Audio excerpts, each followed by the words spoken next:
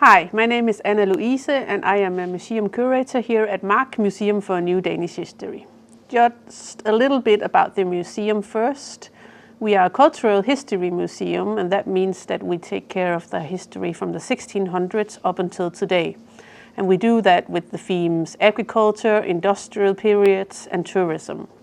Here at MARK we have quite large museum grounds. We have heath, moor, plantation, a stream, meadows and fields with agriculture.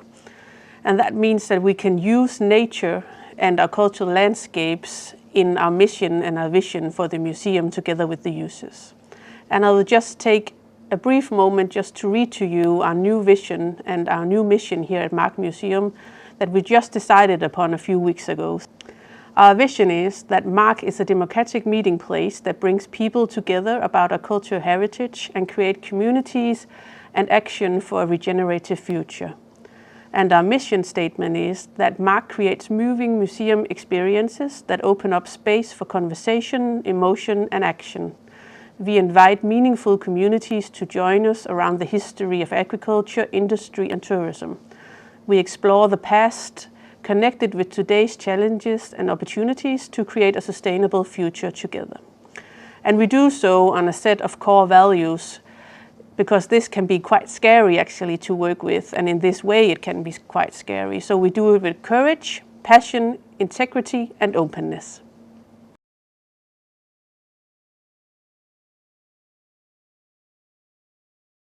Right now I'm standing in the middle of our exhibition, Your Past, Our Future. This exhibition came to life when young people came at the museum in a time of need. They did not feel listened to by their peers, by their parents, by their schools, by society. We took the young people on a journey in the museum grounds, and we took them to our plantation to have them notice the cultural landscape that all surrounds us. We asked them to pinpoint what is the most natural thing you see, and they all pointed at the trees. Our answer to the young people was, that's quite unnatural, we think, because it's just one wood type in straight lines. And it opened their eyes to the landscape surrounding them, and it opened to a conversation about how mankind has always affected the nature and how nature has always affected mankind. So this was the starting point for our exhibition that we're going to make together. This project shows how a museum can be a democratic meeting place. It shows us setting the museum free. It's a co-creation process where we did very, very little steering in management of the project with the young people. The young people gained hope, but also they took action. And this travels quite a lot further when it's at your local museum, which is viewed as an authority in the community. Here we put the authority away. We asked them, you are the experts in your concerns, in what you want to tell to your community, in what you want to take action upon. We as a local museum is the expert in the local history and the heritage. And we can combine these things to be even a greater voice, even a louder voice that reaches far beyond our local community. So we told them that you have to put your back into this. You really have to think about what are you going to tell, how are you going to tell it, and why do you want to tell it. The signs that they made themselves all has a shout out. They all have a statement, something that they really wanted to speak out to the world, to all the museum guests coming to see the exhibition. So therefore you can read on these signs statements like, what the hell were you thinking? Statements like, hey, I'm not your trash can, all the best, Mother Nature. Statements like, is the human species playing God and why? And I told them we're not going to change a comma at these statements. These are yours. We also asked them what you want to call this exhibition. And they came up with Your Past, Our Future. We wanted to acknowledge their hard work in this co-creation process and the exhibition. Therefore, I told them that we're going to have a formal opening where we are going to invite our local community to come and enjoy this hard work and to come and hear the young people's voices, which was key from the very start. I told the youngsters that I had the mayor come opening and give a speech, and they actually told me, we want our own voices to be heard, so we are going to hold a speech. So at that particular day at work, my work day really gave meaning, because 3 young people stood up in front of a big crowd of 100 people and said, "Thank you for the museum for taking us seriously."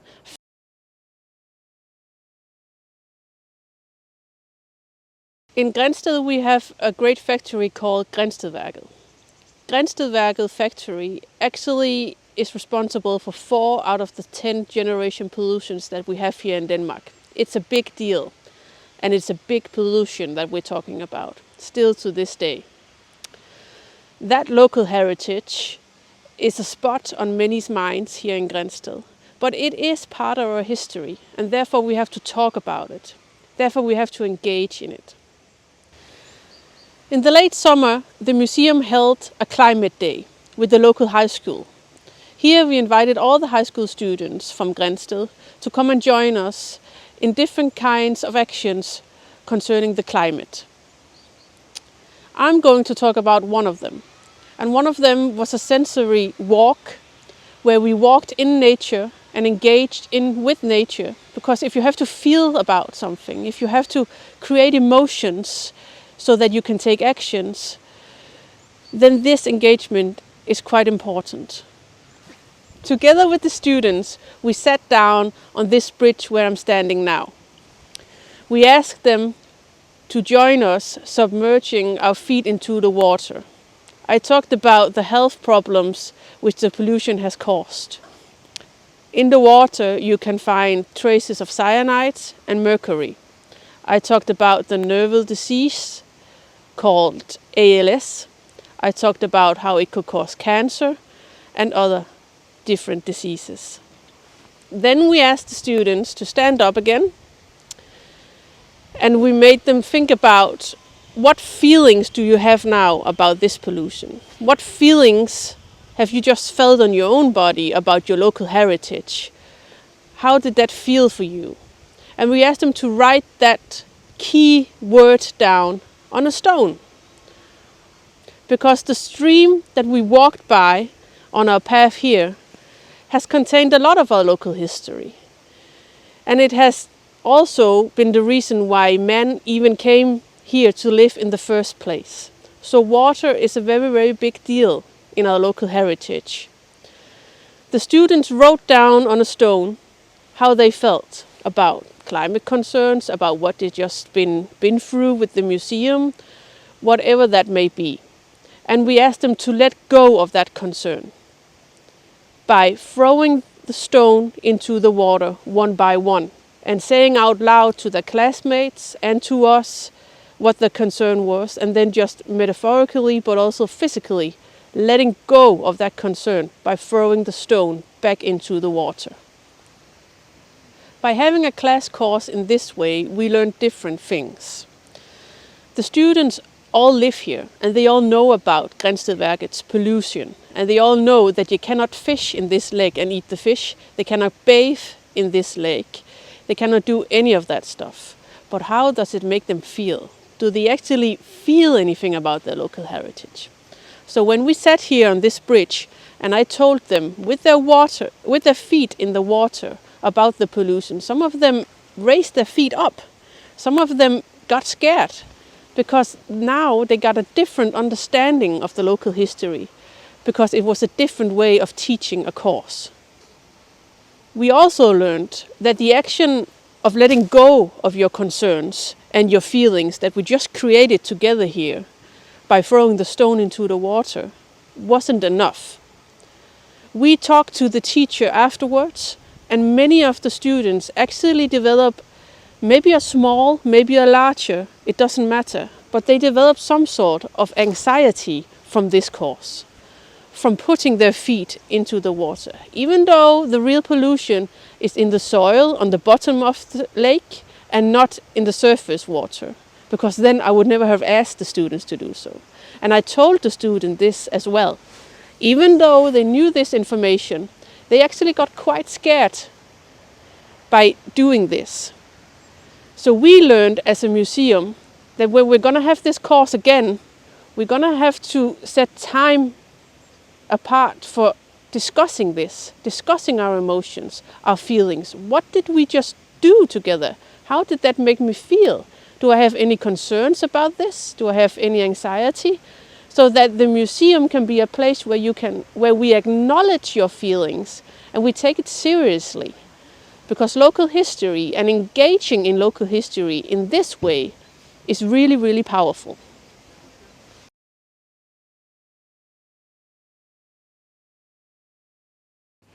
I'd like to tell you about our sustainable exhibition, Climate Roots. Climate Roots is a sustainable exhibition because it's made out of sustainable cardboard and nothing else actually. The exhibition is made because Billund Municipality, where Mark Museum is situated in Denmark, the politicians in Billund Municipality decided upon a climate action plan. And this action plan only existed in a PDF. To be honest with you, nobody read it. Therefore, we wanted to take these actions out to the users so that we all could help each other for a more sustainable future together. We did so by inviting over 200 young people and students to join us in workshops where we used the past as a kind of created springboard for creating hopes in our present, but for the future. These hopes could be everything. It was up to the young people's imaginations. An example could be that I would talk about how you, at the farm in the olden days in Denmark, if you have a hole in your sock, you wouldn't just throw it away. You would mend it, you would fix it, maybe color it a different color, it doesn't matter, but you will reuse the material to make a new sock. This felt in a good place with some young people, some girls that really love clothes, and they were really passionate about clothes and textiles. And therefore they took this as their hope. So they invented, with different kind of materials that we brought to the workshop, a clothes machine where you could put in your old clothes, press some different buttons and make a new design, then press finish and new clothes would emerge from the machine. So this is an example of how they used the past in their present to create a hope for the future. Climate Roots is not just an exhibition to look at. You have to take part to be in the exhibition. You have to engage with your own thoughts, your own ideas, and whatever that could be. A little bit more about Climate Roots so that you can get a sense of what I'm talking about. Essentially, it's a big tree in cardboard, nothing else.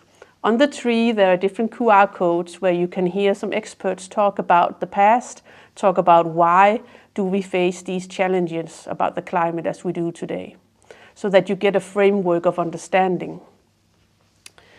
Then it's just a naked tree and there's nothing on it until the tree travels around schools, community centers, libraries, high schools, museums, every sorts of places. And when it travels around, we actively ask our users to join us in creating hope.